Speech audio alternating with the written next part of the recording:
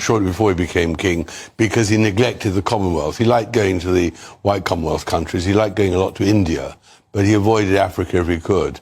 But Why? Well, he just didn't find it culturally very interesting, whereas he was very interested in the culture of India. And the real truth is, Camilla doesn't like traveling long distance. I mean, he never liked going to Africa. He was forced to go to Africa. So the King of Britain doesn't like Africa. He doesn't like going to Africa. When the journalist asked him why, he said that because he doesn't see our culture to be interesting. Is that not interesting itself? What he said, is it not interesting itself?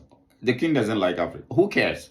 Do we really care? I think these people still doesn't get it. They still don't know that we, this generation of Africans, we are very stubborn. We don't care about the King of Britain liking African culture or not liking African culture. We don't see himself. We don't see him. We don't care. If he doesn't want, who forced him? He has to be forced to come to Africa because of Commonwealth. Who forced him to come to Africa? You know what?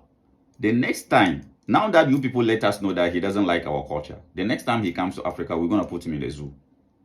The next time the King of Britain make a mistake and come to Africa, we'll put him in the zoo. But after all, he doesn't like our culture.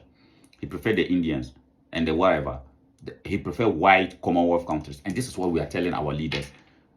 Our leaders who are still forcing to be part of this colonial criminal organization called Commonwealth. What is common about the wealth of Nigeria and that of Britain? What is common about the wealth of Ghana and that of Britain? What is common about the wealth of Britain and that of Sierra Leone? What is common about the wealth of Africa and that of Britain? Why do we have to be holding on to these colonial institutions? And these people will come to you, preach to you about democracy, and yet that so-called Commonwealth is only held by the royal family of Britain, the King of Britain or the Queen. So today, if the king is not around, his son will take over, and his grandchildren, who are just 5 years, 2 years, they are waiting to be the head of my children. Because that is what the Commonwealth is all about. It's a dictatorship institution. And yet these people go around the world talking about democracy. If they really believe in democracy, then the next Commonwealth should be rotating. The head of Commonwealth should be rotating so that we know that they believe in democracy. Why are we still, as Africans, skipping into this when we now know that the head of Commonwealth doesn't like African culture? And sometimes I don't understand these people, because you claim you people don't like African culture. The king doesn't like African culture. He doesn't see it to be interesting. In a nutshell, he doesn't like it. That's why he doesn't want to visit Africa. And his son, who is married to a black woman, visit Nigeria, and you people have problem with that. Africa's in my heart. Africa's in my soul. I first went there when I was 12, 13 years old. And after so many years, I wanted to give back to it because it had given me so much. The vast open space, the cultures, the communities, the people, the wildlife, just the freedom was a... His son said, I love Nigeria. I love Africa. I feel connected to Africa. I don't know why. Yes. He said he loved Africa. And when he visited Africa, you people who doesn't like our culture, you have problem with that. You see, these people it's about time they realize that we are in a new dawn. And this generation of Africans, we don't give F about this, your royal thing, your royal family. The atrocities that you people cause us, we are still trying to figure out how our ancestors allow you people to do that to us. We're still trying to figure it out. So if you are adding up more pains into our wounds, I tell you that you people should stop coming to Africa though. Now that you people let us know that you don't like us, you don't like our culture, then go to where you like. We didn't know that that's why he came to Kenya recently. The next time he dare come to Africa, we'll put him in a zoo. We'll put him in a zoo. If you have no respect for yourselves, then we'll show you who we are. Our true colors as Africans. We are sick and tired of your disrespect towards us. as children of Africa.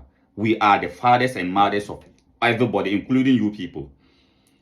Culture, tradition originated from Africa. The origin of culture, tradition, everything originated from Africa. We are the cradle of mankind. So if we have everything origin in Africa, and then you claim that you don't like our culture, what culture else will you like? Is there any culture on this planet that is beautiful than the culture of Africa? Is there any tradition? Every culture, you have to imitate us as Africans. Every tradition that you have in Europe, culture, in China, Japan, India, Arabia, you all imitated the origin from Africa. So today, if the king of Britain, if it is now revealed to us that the king of Britain doesn't like African culture, he doesn't see it to be interesting, then we are putting up a warning to you people, you the British. Please keep your king to yourself. He is not the head of any Commonwealth country in Africa. He can only be the head of a Commonwealth leaders in Africa, the puppet leaders that they put in those Commonwealth countries. But the citizens of those so-called Commonwealth countries, we don't see them to be nothing. We don't see himself. Shige dabdara enala shige anduruwa. You wanna tell us you don't appreciate our culture? You don't like our culture? You don't see it to be interesting. You the mad? Dabdara shige nama. Next time come, we'll put you in the zoo. Well, shortly before he became king, because he neglected the Commonwealth. He liked going to the white Commonwealth countries. He liked going a lot to India, but he avoided Africa if he could. But why? Well, he just didn't find it culturally very interesting, whereas he was very interested in the culture of India. And the real truth is, Camilla doesn't like traveling long distance. I mean, he never liked going to Africa. He was forced to go to Africa.